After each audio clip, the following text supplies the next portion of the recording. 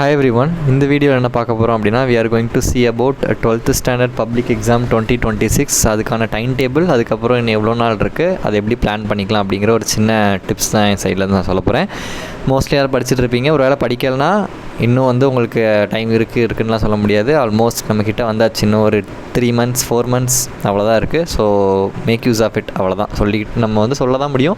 அதை ஃபாலோ பண்ணுறது உங்கள் கையில் இருக்குது, சரியா? ஸோ டைம் டேபிளை குயிக்காக பார்த்துடலாம். 2ஆம் தேதி மண்டே, ஸோ தமிழ் நம்மளுக்கு என்ன செய்து ஸ்டார்ட் பண்ணுறாங்க. ஸோ March 2 நம்மளுக்கு எக்ஸாம் ஸ்டார்ட் ஆகுது. தென் 3-4 லீவ் இருக்குது. தென் Thursday இங்கிலீஷ். ஓகே, 2 நாள் நம்மளுக்கு போதுமானது இங்கிலீஷ்க்கு.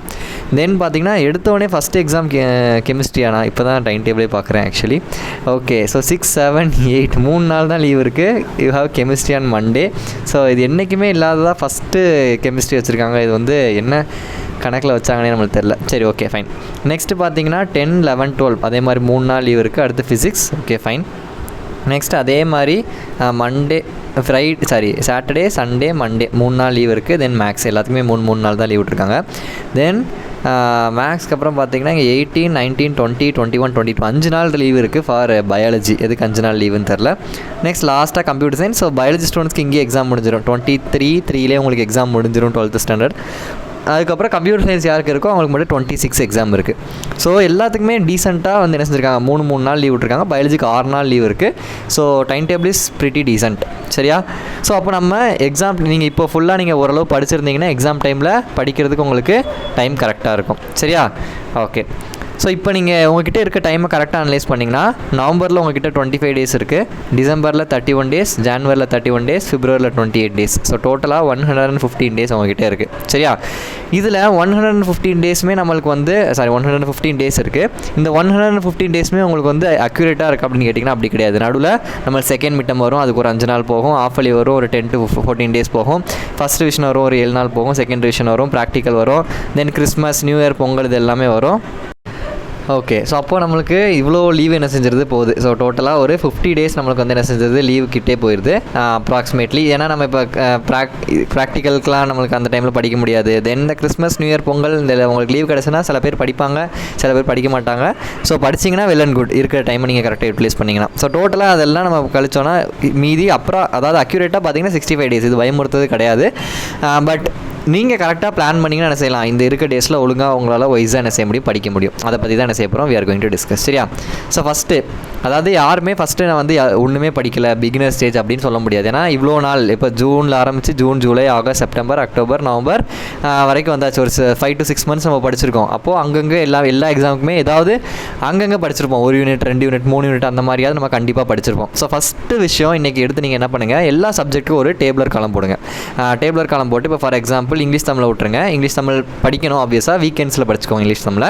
தென் மற்றபடி மேக்ஸ், ஃபிசிக்ஸ், கெமிஸ்ட்ரி, பயாலஜி, இல்லை கம்ப்யூட்டர் சயின்ஸ்னால் கம்ப்யூட்டர் சயின்ஸ் இதை போட்டுட்டு எவ்வளோ நான் படிச்சிருக்கேன் இது வரைக்கும். மேபி அது ஒரு லெசனாக இருக்கலாம், இல்லை ஒரு 10 பேஜாக இருக்கலாம், இல்லை ஒரு 4 லெசன் படித்ததாக இருக்கலாம், 5 லெசனாக, இல்லை ஃபுல்லாகவே முடிச்சிட்டேன், எதுனாலும் சரி நீங்கள் என்ன படிச்சிருக்கீங்க ஃபஸ்ட்டு பாக்ஸில் அதை நீங்கள் என்ன படிச்சிருக்கீங்க அப்படிங்கிறத போடுங்க. தென் செகண்ட் என்னென்னா நம்ம இன்னும் படிக்கணும். So first what you have studied completed portion, அப்புறம் மீதி என்ன நம்ம அடுத்தது படிக்கணும் அப்படிங்கிறத 2ஆக பிரிங்க. ஸோ இப்போ படிக்க வேண்டியது என்னென்ன போர்ஷன்ஸ்னு பாருங்கள், இருக்கிற டேஸ் எவ்வளோன்னு பார்த்துட்டு அதுக்கேற்ற மாதிரி அந்த படிக்க வேண்டிய போர்ஷன்ஸ்க்கு என்ன செய்யுங்க, டைம் ஒதுக்குங்க, சரியா? இல்லை நான் 1 யூனிட், இல்லை 2 யூனிட், இல்லை 3 யூனிட் தான் மொத்தமே படிச்சிருக்கீங்கன்னா நீங்கள் எல்லாருமே பிகினர் ஸ்டேஜில் வந்துடுவீங்க, சரியா? ஸோ நீங்கள் தான் இருந்தீங்கன்னா ஃபஸ்ட்டு நீங்கள் இப்போ மற்ற எக்ஸாம் இதை பற்றி ஒரி பண்ணாதீங்க. செகண்ட் மிட்டம் இருக்குது, ஆஃப் அலி இருக்குது, அதை பற்றி ஒரி பண்ணாமல் பப்ளிக் எக்ஸாம்ஸில் பப்ளிக் எக்ஸாமை பற்றி நீங்கள் என்ன செய்யுங்க, now you have to think about public exam alone. அதுக்கு போர்ஷன் எப்படி கம்ப்ளீட் பண்ணுறது, ஏன்னா நம்ம ஒரு 10%, 20% சிலபஸ் தான் கம்ப்ளீட் பண்ணியிருக்கோம் அப்படின்னு சொல்லும்போது இது நம்மளுக்கு நிறையா இருக்குது. அப்போது மற்ற எக்ஸாம் இதை பற்றி ஒரி பண்ணாமல் நீங்கள் என்ன செய்யுங்க, first focus on public exam. எந்த எக்ஸாம் பற்றி மார்க் அதெல்லாம் ஒரி பண்ணாதீங்க. Fix a daily, weekly and monthly plan. இன்றைக்கி அதாவது ஒரு மந்த்துக்கு 4 சாப்டர் நான் படிக்க போகிறேன்னு ஃபிக்ஸ் பண்ணிட்டா ஒரு வீக்குக்கு அந்த 4 சாப்டரை ஃபஸ்ட் வீக் ஒரு சாப்டர், செகண்ட் வீக் ஒரு சாப்டர், நெக்ஸ்ட் வீக் இன்னொரு சாப்டர், அடுத்த வீக் ஒரு சாப்டர். ஸோ வீக்லி ஒரு சாப்டர் பிரித்து டெய்லி இந்த ஒரு சாப்டர் நான் 7 நாள் எப்படி முடிப்பேன், இந்த ஒரு சாப்டர் 7 நாள் எப்படி டெய்லி முடிப்பேன், அதே மாதிரி இந்த சாப்டர் ஒரு 7 நாள் எப்படி முடிப்பேன், இந்த சாப்டர் ஒரு நாள். ஸோ அப்போது மந்த்லி ஒரு பிளான், ஒரு 4 லெசன் ஃபிக்ஸ் பண்ணிக்கிறோம். அந்த 4 லெசனை ஒரு வீக்குக்கு ஒன்று பிடிச்சிக்கணும். அந்த ஒரு லெசனை 7 நாள் எப்படி படிக்க போகிறோங்கிறத நம்ம பக்காவாக என்ன செய்யணும், ஃபஸ்ட்டு ஒரு ஷெடியூல் நீங்கள் என்ன செய்யணும், ஃபிக்ஸ் பண்ணணும். சில பேர் ஷெடியூல் ஃபிக்ஸ் பண்ணால் எனக்கு செட் ஆகாது, நான் நான் படிக்க மாட்டேன் அப்படிங்கிறதுக்கு இல்லை. நீங்கள் எவ்வளோ படிக்கணும், அதை எப்படி படிக்கலாங்கிற ஒரு அவுட்லைன் உங்களுக்கு கிடைக்கும். ஸோ உங்களுக்கே ஒரு கான்ஃபிடென்ட், ஒரு ஐடியா கிடைக்கும் எப்படி நம்ம படிக்க போகிறோம் அப்படிங்கிறத. அடுத்து அது எக்ஸிக்யூட் பண்ணுறது அது உங்கள் கையில் இருக்குது, தட் இஸ் டிஃப்ரெண்ட். பட் என்ன படிக்கிறோம், எப்படி அதை எவ்வளோ போர்ஷன் இருக்குது, அதை எப்படி படிக்கிறோன்னே தெரியாமல் பிளாங்காக இருக்கிறதுக்கு ஒரு ஷெடியூல் இப்படி போட்டுட்டோன்னு வச்சுக்கோங்களேன். உங்களுக்கு வந்து ஒரு ஐடியா இருக்கும், ஓகே இந்த லெசன் நான் படிக்கணும், இத்தனை நாள் இருக்குது, இதுக்குள்ளே நான் வந்து என்ன செய்வேன் படிப்பேங்கிற ஒரு அவுட்லைன், ஒரு கான்ஃபிடென்ட் உங்களுக்கு என்ன செய்யும் கிடைக்கும். சரியா? ஸோ அதை என்ன செய்யுங்க, ஃபஸ்ட்டு இது பண்ணுங்கள். இப்போ எதை வச்சு படிக்க ஆரம்பிக்க அப்படின்னு ஐடியாவே இல்லை அப்படிங்கிறவங்களுக்கு ஃபஸ்ட்டு இந்த லெசன்ஸ்லாம் கம்ப்ளீட் பண்ணிடுங்க. இந்த சப்ஜெக்ட்டில் கெமிஸ்ட்ரியில் 1, 2, 5, 6, 7, 8, 14, 15 இதெல்லாமே ஈஸியான சாப்டர்ஸ் அண்ட் இம்பார்ட்டன்ட் சாப்டர்ஸ். இப்போ ஒருவேளை ஒரு 3 லெசன் நீங்கள் படிச்சிட்டிங்க, இப்போ 1, 2, 6 படிச்சிட்டிங்கன்னா அப்போ 5 ஆரம்பிங்க. 5, 7, 8, 14, 15 இப்படி படிங்க. ஸோ இதெல்லாம் படிச்சிருக்கீங்களோ அதை விட்டுட்டு மீதி லெசன்லேருந்து என்ன செய்யுங்க ஆரம்பிங்க. இதை மட்டும் படித்தா போதும்னு சொல்லலை, இப்போ நான் பாக்ஸில் போட்டிருக்கிறத மட்டும் படித்தா போதும்னு சொல்லலை. இதெல்லாம் ஸ்டார்டிங் ஈஸியான சாப்டர்ஸ் அண்ட் இம்பார்ட்டன்ட் சாப்டர்ஸ். இதை முடிச்சுட்டு மற்ற சாப்டர்ஸ் போங்க. ஏன்னா ஆரம்பிக்கும் போது ஈஸியாக ஆரம்பிச்சிங்கன்னா உங்களுக்கு ஒரு கான்ஃபிடென்ட்டாக இருக்கும். தென் ஃபிசிக்ஸில் 1, 2, 5, 6, 8, 9, மேக்ஸில் 1, 2, 3, 4, 8, 11, 12 ரொம்ப ஈஸியான சாப்டர்ஸ், கண்டிப்பாக அதை முடிச்சிருக்கணும். பாட்னியில் first chapter, then 5th to 10th இதெல்லாமே கொஞ்சம் ஈஸியான சாப்டர்ஸ், என்விரான்மெண்டல் பேஸ்ட் சாப்டர்ஸ். சுவாலஜியில் வந்து 1, 2, 3, 10, 11, 12, 6, 8. ஸோ இதெல்லாம் ஆரம்பிக்கிறதுக்கு இதெல்லாம் ஃபஸ்ட்டு படிச்சுட்டு மீதி இருக்க சாப்டர்ஸ் அடுத்து நீங்கள் என்ன செய்யணும் படிக்கணும் பிகினர்ஸ். ஸோ இப்போ பார்த்தீங்கன்னா நம்மளுக்கு செகண்ட் மிட்டம் வரைக்கும் நான் ஒழுங்காக படிச்சிட்டேன், இப்போ குவார்ட்லி வரைக்கும் ஒழுங்காக படிச்சிட்டேன் அப்படின்னு இருப்பாங்கல்ல. குவார்ட்லி வரைக்கும் நான் கரெக்டாக பிளான் பண்ணிகிட்டே வரேன், செகண்ட் மிட்டம் ஒழுங்காக படிச்சிட்டேன். அப்போ ஆஃப் அலிக்கு முன்னாடி என்ன செஞ்சுருங்க, ஆஃப் அலிக்கும் நீங்கள் போர்ஷன்ஸை கம்ப்ளீட் பண்ணிடுங்க. ஒரு வேளை நான் சொல்கிறேன் ஆஃப் அலிக்கு வந்து இப்போ 12 லெசன் இருக்குது, அதில் நான் 9 லெசன் தான் முடிச்சிருக்கேன், இல்லை ஒரு 80% ஆஃப் சிலபஸ் தான் ஆஃப் அலி வரைக்கும் முடிக்க முடிஞ்சாலும் பிரச்சனை கிடையாது.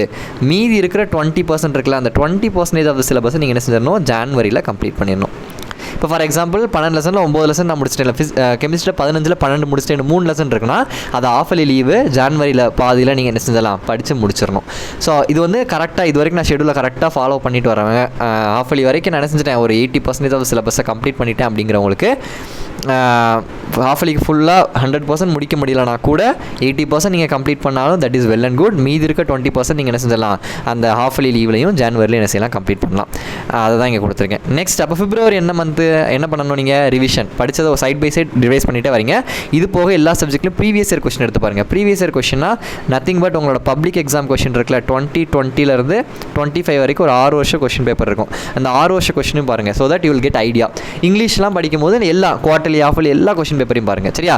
அண்ட் ரீசனிங் கொஸ்டின்ஸ் இந்த ப்ரீவியஸ் இயர்லேருந்தே உங்களுக்கு ஐடியா கிடைக்கும். கம்பல்சரி ப்ராப்ளம்ஸ் அதுவும் ப்ரீவியஸ் இயர் கொஸ்டின் தான் ஐடியா கிடைக்கும். ஸோ ப்ரீவியஸ் இயரை பாருங்கள், நீங்கள் படித்த கொஸ்டின் தான் இருக்கா இல்லை படிக்காத கொஸ்டின் ஏதாவது எக்ஸ்ட்ரா இருக்கா, அது மாதிரி பார்க்குறதுக்கும் உங்களுக்கு என்ன செஞ்சுக்கோங்க, யூஸ் பண்ணிக்கோங்க. நெக்ஸ்ட்டு இன்னொன்று இந்த ரீசனிங் கம்பல்சரிக்கெலாம் நீங்கள் என்ன செய்யலாம், குவார்ட்லி ஆஃப்லி கொஸ்டின் பேப்பரும் உங்களுக்கு இந்த வருஷம் நடந்திருக்கும்ல அதில் இருக்க குவார்ட்லி ஆஃப்லி கொஸ்டின் பேப்பரையும் பாருங்கள். ஸோ தட் அது உங்களுக்கு யூஸ்ஃபுல்லாக இருக்கும். தென் புக் இன் 1 வேர்ட்ஸ்க்கு நீங்கள் என்ன செஞ்சுக்கலாம், இந்த சோர்ஸஸ் எல்லாமே யூஸ் பண்ணிக்கலாம். ஸோ புக் பேக் புக் இன்னை மட்டும் நீங்கள் ஒழுங்காக படிச்சுட்டு வந்துட்டீங்க, 80% வரைக்கும் ஆஃப்லியில் கம்ப்ளீட் பண்ணிட்டீங்கன்னா கவலைப்படாதீங்க. 20% ஆஃப்லி லீவ்லையும் ஜான்வரியில் நம்ம முடிச்சுட்டு பிப்ரவரியை month of revision plus previous year அதெல்லாம் நம்ம அனலைஸ் பண்ணுறதுக்கு மீதி அந்த ஒரு 10 மார்க் கடைசி எடுக்கிறதுக்கு சென்டம்க்கு சேலஞ்சிங்காக இருக்கும்ல, அந்த பாட்டை நம்ம பிப்ரவரியில் என்ன செஞ்சுக்கலாம், வி கேன் ஷெடியூல். சரியா? ஸோ அப்போ அல்டிமேட்டாக ஜான்வரி என்ன செய்யணும், போர்ஷன் கம்ப்ளீஷனாக இருக்கணும். இது யாருக்கு அப்படி சொல்கிறேன்னா, இப்போ இந்த நவம்பர் மந்த் வரைக்கும் ஒரு 60 to 70% போர்ஷன் கம்ப்ளீட் பண்ணிட்டேன் அப்படிங்கிறவங்களுக்கு ஜான்வரிக்குள்ளே நீங்கள் போர்ஷனை கம்ப்ளீட் பண்ணிடணும். தென் பிப்ரவரியை ரிவிஷன் வச்சுக்கோங்க. இல்லை இப்போ வரைக்கும் நான் ஒரு 2-3 லெசன் படிச்சிருக்கேன் அப்படிங்கிறவங்களுக்கு நான் இங்கே சொன்னேன்ல, நீங்கள் எந்த எக்ஸாம் பற்றி ஒரி பண்ணாமல் நீங்கள் என்ன செய்யுங்க, ஈஸியான லெசன்ஸ்லேருந்து ஸ்டார்ட் பண்ணுங்கள். நீங்கள் வந்து என்ன செய்யணும், நீங்களுமே பிப்ரவரிக்குள்ளே நீங்கள் என்ன செய்யணும், போர்ஷன்ஸை கம்ப்ளீட் பண்ணி. ஏன்னா மார்ச்சில் ஆப்வியஸாக எக்ஸாம் இருக்குது. பட் நீங்கள் இப்போ ஆரம்பித்தா கூட ஒரு பிப்ரவரியில் வந்து ஒரு பாதிக்குள்ளே நீங்கள் முடிச்சிட்டிங்கன்னா நம்மளுக்கு எக்ஸ்ட்ரா எதுவும் படிக்கிறதுக்கு டைம் எக்ஸ்ட்ரா நம்மளுக்கு கிடைக்க சான்சஸ் இருக்குது. ஸோ அதனால் நீங்களும் அதுக்கேற்ற மாதிரி என்ன செய்யுங்க, படிங்க. சரியா? ஸோ டூஸ் என்ன, ஸ்டடி கன்சிஸ்டன்ட்லி. அதாவது இதுக்கு முன்னாடி வந்து ஒரு நாள் படிச்சிருப்போம், 4 நாள் படிச்சிருக்க மாட்டோம், அடுத்த நாள் படிப்போம், அது மாதிரி இல்லாமல் டெய்லி படிங்க. ஒருவேளை சில நாள் நம்மளுக்கு மைண்டு இருக்காது படிக்கிறதுக்கு, அப்படின்னா புக்கையாவது திறந்து வைங்க. டெய்லி அந்த புக்கில் இருக்கிறது என்ன செஞ்சு டச்சு விட்டு போயிடக்கூடாது உங்களுக்கு. சரியா? So that is very important. ஒரு 7 நாள் படிச்சுட்டு அடுத்து ஒரு 4 நாள் நீங்கள் புக்கை தொடலன்னு வச்சுக்கோங்களேன், அடுத்த 5வது நாள் நீங்கள் புக்கை தொடும் போது அந்த ஒரு ஃப்ளோவை கொண்டு வரதுக்கு 2-3 நாள் எக்ஸ்ட்ரா ஆயிரும். அப்புறம் அந்த 2-3 நாள் வேஸ்ட்டு. ஸோ அப்போ ஆல்ரெடி 4 நாள் படிக்கல, 2-3 நாள் வேஸ்ட்டு. திருப்பி அடுத்து ஆரம்பிக்கிறதுக்கு கொஞ்சம் அந்த ஃப்ளோ கொண்டு வரது கஷ்டமாக இருக்கும். ஸோ அதனால் கன்சிஸ்டண்ட்டாக படிங்க. முடியாத பட்சத்துலையும் ஒரு மணி நேரமாவது டெய்லி ஸ்பெண்ட் பண்ண ட்ரை பண்ணுங்கள். என்றைக்கோ ஒரு நாள் முடியலன்னு அதுக்கு சொல்கிறேன். அதுக்கு டெய்லி 1 மணி நேரம் படித்தா போதுமானா அப்படி கிடையாது. சரியா? ஓகே. தென் பிளான் ஒரு ரியலிஸ்டிக்கான பிளானாக இருக்கணும். இப்போ 4 மணி நேரம் ஒரு நாள் நான் படிக்க போனால் 4 மணி நேரத்துக்கு ஏற்ற மாதிரி தான் பிளான் வச்சுக்கணும். 4 மணி நேரத்துக்கு 4 லெசன் முடிப்பேன்னு பிளான் போடக்கூடாது. கரெக்டாக? ஸோ உங்களுக்கு தான் தெரியும் உங்களுக்கு எவ்வளோ டைம் இருக்குது ஒரு நாளைக்கு. ஸ்கூல் எப்போ போயிட்டு வரீங்க, நைட் எனக்கு டைம் எவ்வளோ இருக்குது, காலையில் எவ்வளோ இவ்வளோ டைம் இருக்குது. ஸோ மினிமம் ஒரு 6 to 7 hours ஸ்லீப் இருக்கணும். அது போக உங்களோட ஷெடியூலை நீங்கள் என்ன செய்யுங்க, ஒதுக்குங்க. தூக்கம் இல்லைனாலும் நம்மளுக்கு படிக்க பிரெயின் அந்தளவுக்கு நல்லா இருக்காது. எக்ஸ்பீரியன்ஸை சொல்கிறேன். தூக்கம் கண்டிப்பாக தேவை. ஒழுங்காக நீங்கள் நல்லா தூங்குனீங்கன்னா தான் அடுத்த நாள் உங்களுக்கு ஃப்ரெஷ்ஷாக இருக்கும், படிக்க தோணும். இல்லைனா இன்றைக்கி ஒரு நாள் நம்ம படிக்க நல்லா இருக்கும், ஒரு நாள் நைட்டு ஃபுல்லாக படிக்கலாம், அடுத்த நாள் ஸ்கூல் போயிட்டு வந்து ஃபஸ்ட்டு வேலை தூங்க தான் உங்களுக்கு தோணும், ஸ்கூல்லையும் தூங்கிட்டு தான் இருப்பீங்க. ஸோ அப்படியே இருக்காதிங்க. இது வந்து இந்த தூங்காமல் படிக்கிறதெல்லாம் காலேஜ் லெவலில் okay, but that is not advisable for school level. சரியா? ஓகே, அது ஒரு நாள் செமஸ்டருக்கு முன்னாடி படிச்சுட்டு போகிற கேஸ். பட் உங்களுக்கு அப்படி கிடையாதுல்ல, ஒரு வருஷம் படிச்சுட்டு இருக்கீங்க. ஸோ அந்த மாதிரி நீங்கள் இருக்கக்கூடாது. சரியா? ஸோ ரியலிஸ்டிக்கான பிளான் போட்டுருங்க, ஷெடியூல் ஒழுங்காக போட்டு அதை எக்ஸிக்யூட் பண்ணுங்கள். எங்கேயே ஐடியாவே இல்லை ஸ்டார்ட் பண்ணுறது அப்படின்னா அதுக்கு நான் சொன்ன இந்த ஈஸியான சாப்டர்ஸை பாருங்கள்.